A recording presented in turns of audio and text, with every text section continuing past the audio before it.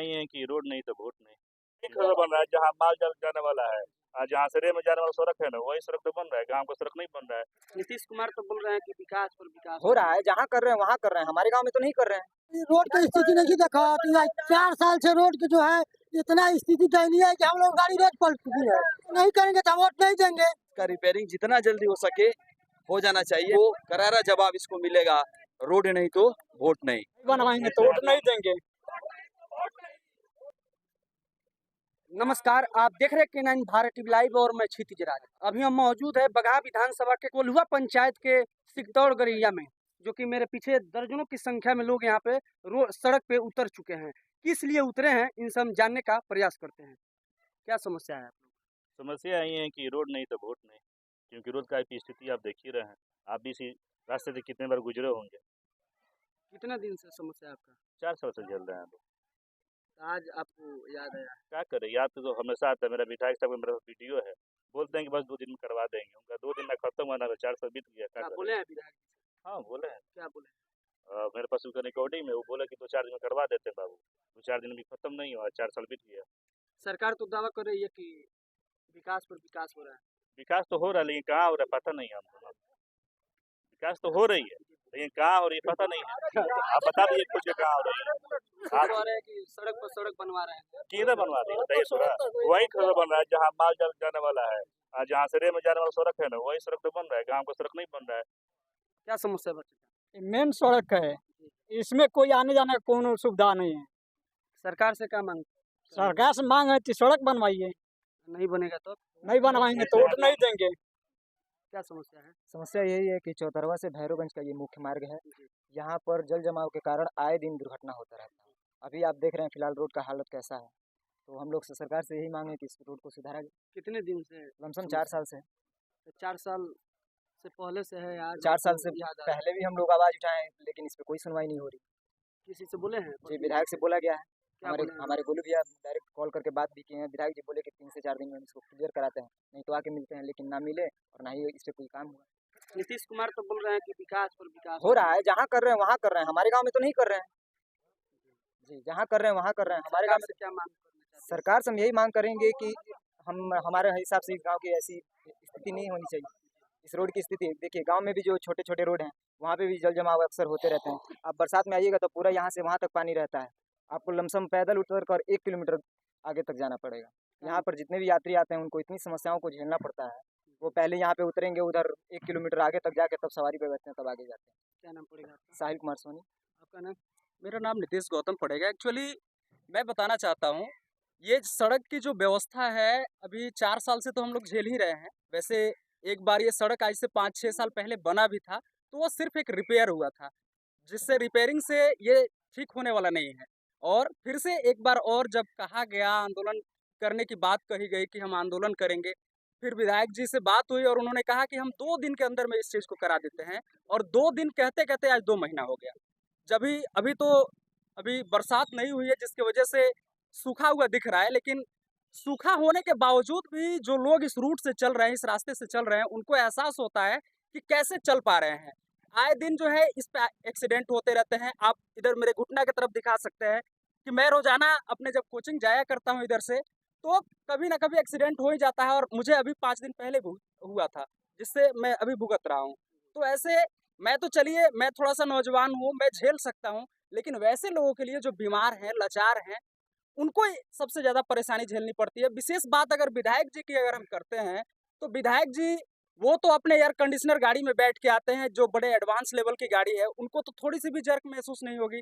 ये सबसे ज़्यादा सामना हम जैसे आम लोगों को करनी पड़ती है, जो टेम्पू से जाते हैं, जो अपनी बाइक चला करके जाते हैं, जो साइकिल से जाते हैं। सबसे ज़्यादा समस्या उनके लिए है। और सर एक और बात कहना चाहेंगे इसके साथ साथ कि ये जो कोल्हुआ चौतरवा पंचायत बगहा 1 प्रखंड में आता है, ये मेरे हिसाब से सबसे नकारा हुआ पंचायत है। यहाँ सबसे ज्यादा भ्रष्टाचार हुआ है।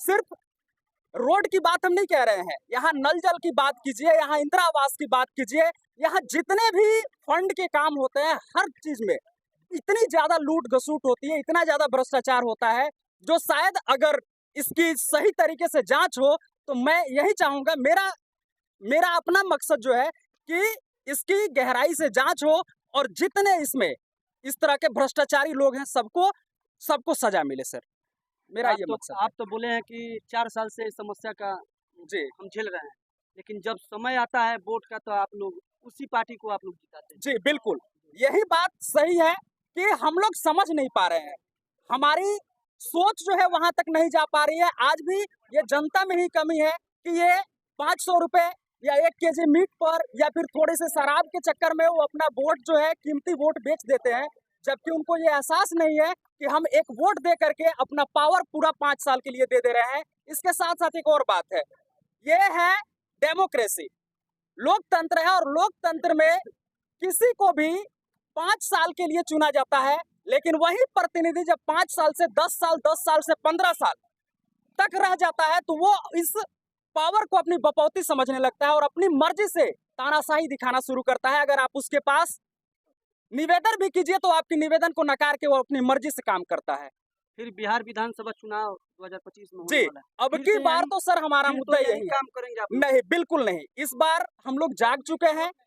आप देख रहे हैं युवा जिस तरीके से जगा है, मुझे लग रहा है कि इस बार वही होगा कि हमारी मांग अगर पूरी नहीं होगी तो शायद यहाँ हम बहिष्कार कर रहे हैं वोट का, हम इलेक्शन का बहिष्कार कर रहे हैं। यहाँ पे किसी भी पार्टी को कोई इलेक्शन में मतलब हम योगदान नहीं देने जा रहे हैं अपना। मैं ये भी कह रहा था कि ये सड़क जो है इकलौता सड़क है जो इधर भैरवगंज एकमात्र रेलवे स्टेशन है और उस रेलवे स्टेशन को जोड़ने वाली ये एकमात्र सड़क है। यहाँ लगभग 10 से 15 गांव, ये अकेले सड़क 10-15 गांवों को ले जा करके भैरवगंज स्टेशन से जोड़ती है। सर अगर ये सड़क नहीं सही हो पाती है तो फिर बताइए, आए दिन बच्चे जो है विद्यालय जाते हैं, हाई स्कूल कोल्हुआ चौतरवा में पढ़ता है, बच्चे जो है एग्जाम देने के लिए जाते हैं, ड्रेसअप में जाते हैं क्योंकि स्कूल में पनिशमेंट दिया जाता है कि आप ड्रेस में आइए, ड्रेस में जाते हैं, बच्चे इधर कीचड़ में गिर गए, उनका ड्रेस गंदा हो गया, लेट से पहुंचते हैं, उसके लिए उनको सुनना पड़ता है। ऐसी बहुत समस्याएं हैं। सैकड़ों बच्चे रोज सुबह जो है इस सड़क से जाते हैं और रोजाना कब उनके साथ उनके माँ बाप तो चलिए अच्छे मतलब उनको तैयार करके भेजते हैं, लेकिन जाने के क्रम में उनके साथ कब क्या हो जाए ये कोई निश्चित नहीं है। वो सही सुरक्षित सही सलामत घर लौट पाएंगे भी या नहीं, इसका कोई गारंटी नहीं है। ये हमारे स्टेटमेंट मोदी जी का बैनर लगा हुआ है चारों तरफ कि देश झुकेगा नहीं, बिहार का विकास रुकेगा नहीं। इस हिसाब से आप देखिए तो ये विकास सिर्फ और सिर्फ बैनरों में है, ये होर्डिंग्स में है, ये बोर्ड में है, पंपलेट में है और सोशल मीडिया पर है।